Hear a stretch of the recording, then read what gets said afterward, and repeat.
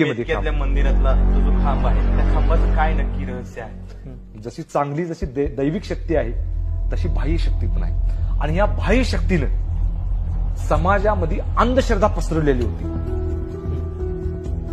बघा हा मामाने काय केलेलं आहे, आपली कार्यप्रणाली ज्यावेळी चालू केली त्यावेळी अंधश्रद्धेला पूर्ण गाडून टाकण्यासाठी त्यावेळेला मांत्रिकांची आणि बुवाबाजी फार फोपावलेली होती आणि अशा लोकांच्या नादी लागून समाज बळी पडू नये म्हणून आपल्या हातानं मेतक्यामध्ये असा एक खांब निर्माण केला की त्या खांबाला वेढे दिल्यानंतर आपल्यामध्ये असणारी वाईट प्रवृत्ती, मग ती भूतबाधा असू दे, पिशाच असू दे, करणीबाधा असू दे, त्या खांबाला वेढे दिल्यानंतर ती आपोआप जाते.